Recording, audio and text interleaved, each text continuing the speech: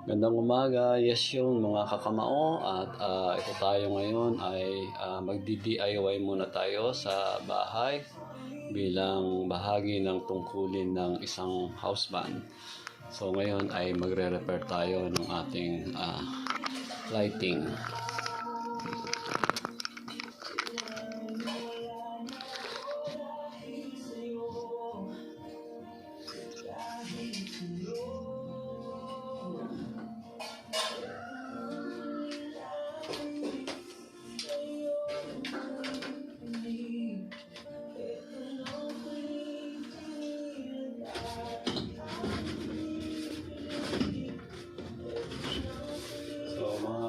Yung binili natin kahapon na parts mula sa Lux and Lights ay kakabit na natin ngayon. Isang kailangan din natin sa bahay na marunong ng mga basic electricity o basic maintenance. Kaya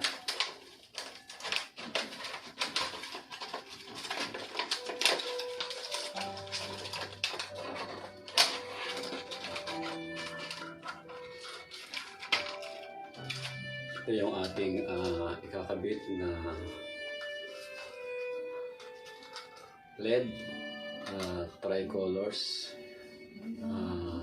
This equipment I buy at the Lux Light Titwason. So maya ay kakabit na natin ito. But before we replace the parts, we need to remove the old one.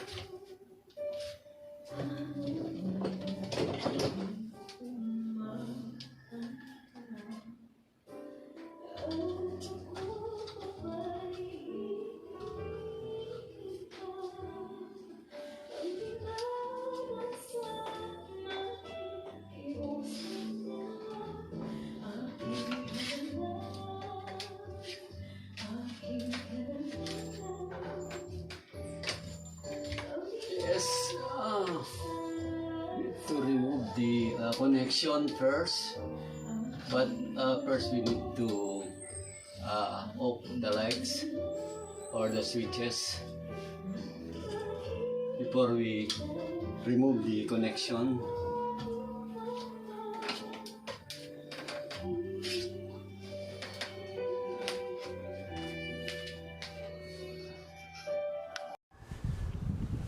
Yes, yung what's out mga kakamao. This is the base of the circular lamp I removed at the ceiling. So now I will replace the defective parts. The defective parts is this the LED, tricolor LED with the mechanism. The problem of this defective part is a one by one is defective from the bright, high bright, medium bright, and then the dim light. So it's make a blinking at night, so very disturbing. So we need to replace it in a new one. So I buy it at the Lux Lights. The amount of this parts is 470, but I 1 year warranty. If you believe mga kakamao, this mechanism and this LED is before being a defective, it's useful. So it is 3 years for expiration. So no, it's not expiration because of the defective. It's estimated umabot siya ng 3 years, no, before become a defective. So kailangan na natin siyang palitan para siya ay magamit ulit. So very malaki ang pakinabang. Very usable because of the duration or the long services of this kind of a lamp. So, i-remove na natin siya, and then after the remove, we will fix it the new one, and then we will install it at the ceiling. So, and then mamaya makikita niyo na po yung result ng aking ginawa. This is the part of my duty as a husband, to have a knowledge on how to make a basic maintenance, especially if experiencing problem like the fading of the paint, the carpentry, and then the electrical or the plumbing. So dapat we have a knowledge on that for us to not to look other source of a skilled person. So kung kaya naman natin, gawin natin. Why not?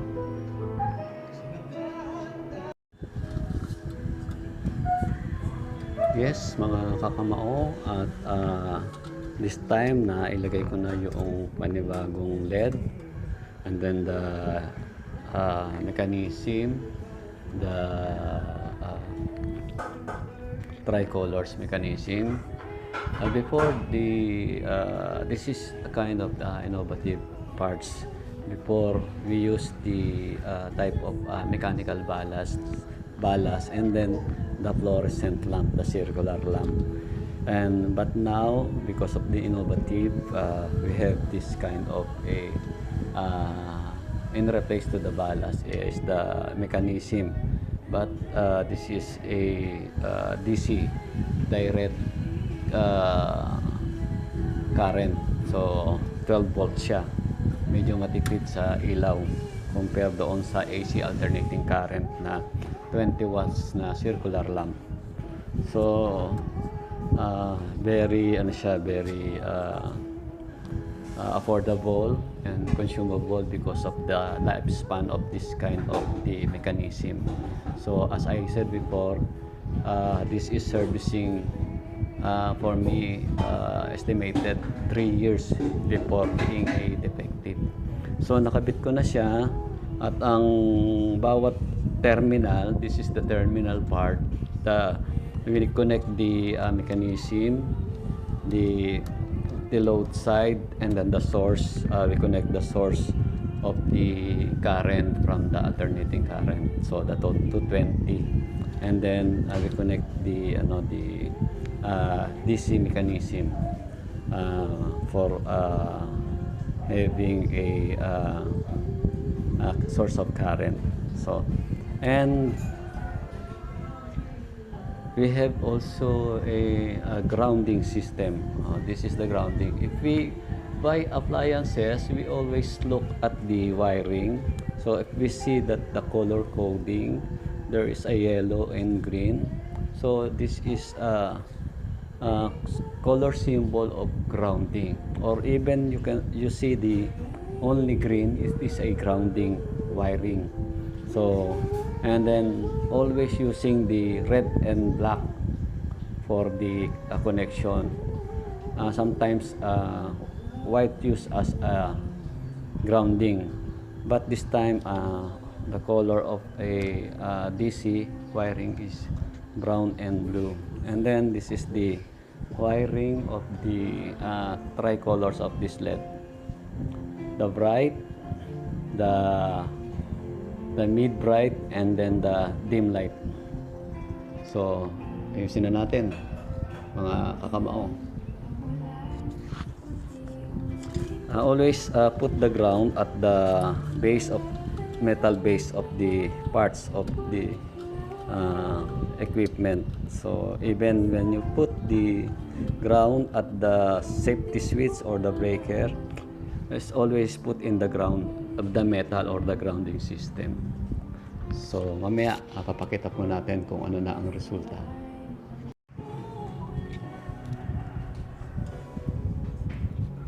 Yes, mga kakamao, nakabit na natin yung grounding system, and then kinakabit natin ngayon sa terminal niya yung DC mechanism natin. So it's easy to put this wiring because of the type of the terminal. The terminal is push on and off. So when you push on, the other side, and then you insert the wiring, no, but remove the insulation. So yan.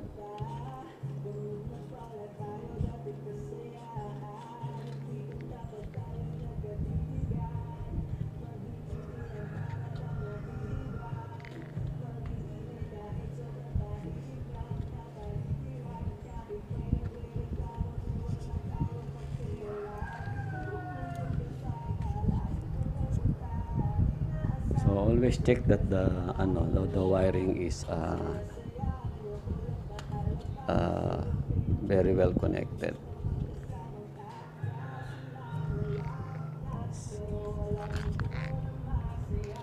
So let's see mamaya when I put this to the ceiling. Yes, yung mga kamao, ikakabit na natin ang ating tricolors LED sa ceiling.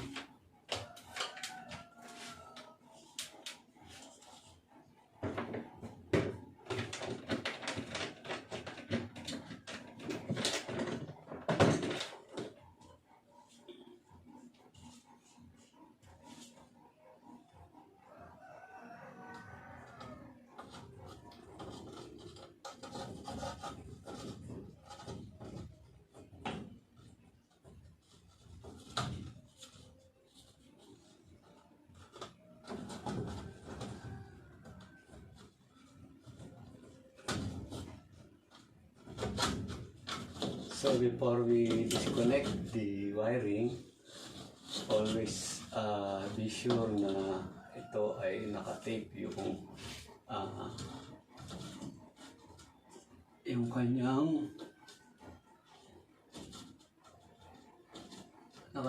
kanyang insulator, yung open copper. So for us not to get a electric shock or kuryente. So it's the simple way, no, to replace the tricolors.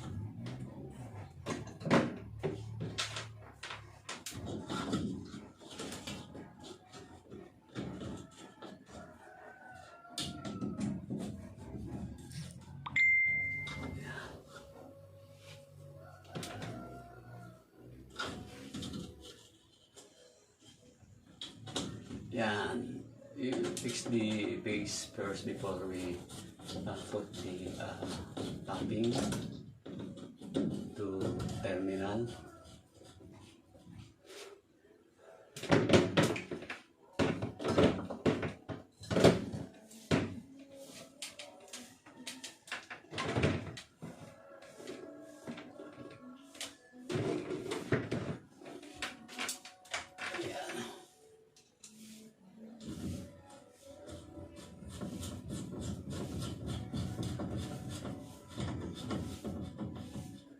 Okay, and then after that, we remove the cover of the wire, the uninsulated wiring of the tip of this wire. So and then we will insert this to the terminal. So if you look at this, this is has a cover, no? Yung kanyang open wire para hindi tayo makakuryente, for us not to get a current, the impact of the current. So yeah.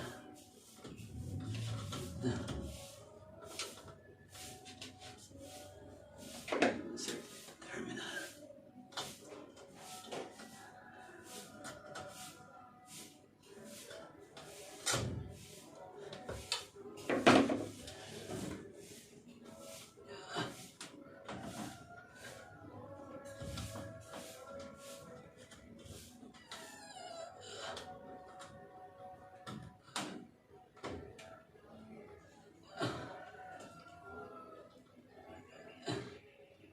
So if we see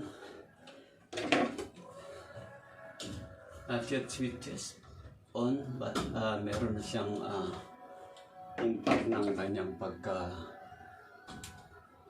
right. So I remove the tip, I cover, so I will put it in the insert it in the terminal.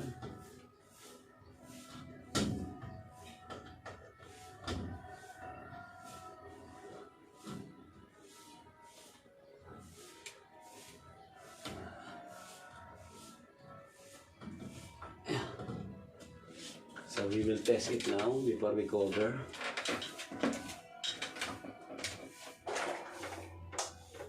See?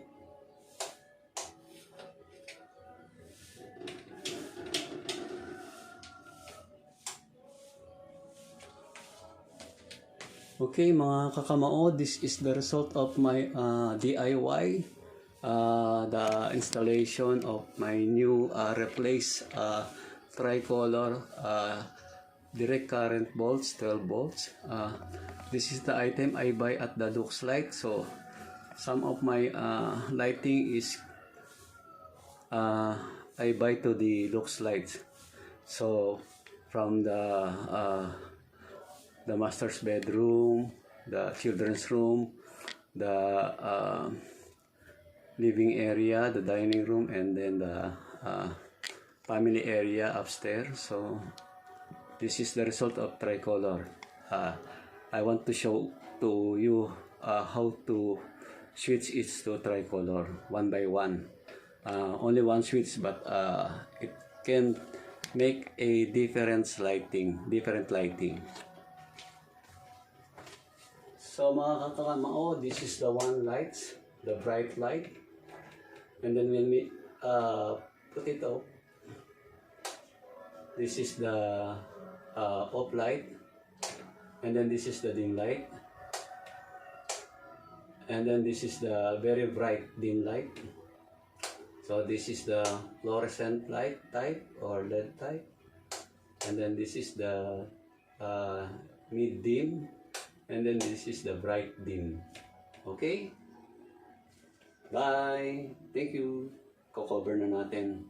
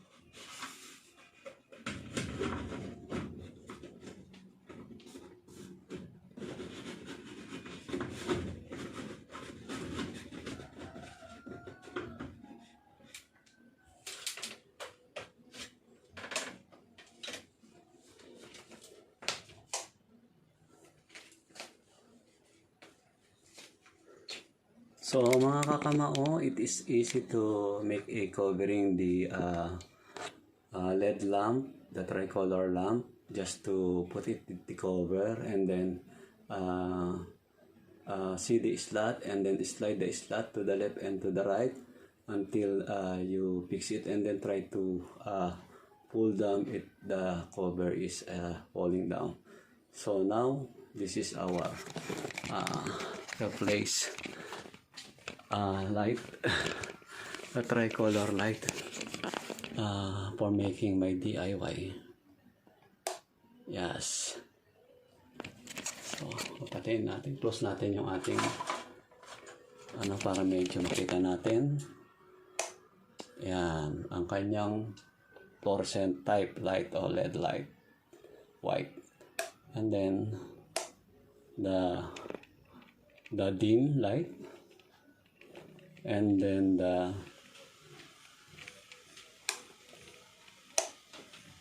very bright light,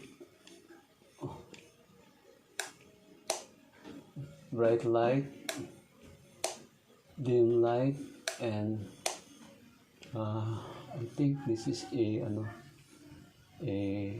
dim white or dim bright. And then the yellow.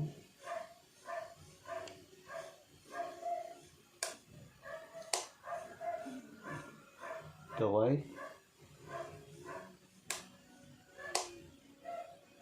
Then the white also.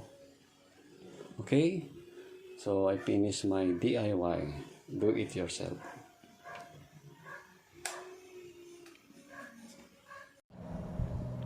Yes, yung mga kakamao, after doing my DIY, do it yourself repairing or maintenance to our lighting at the ceiling.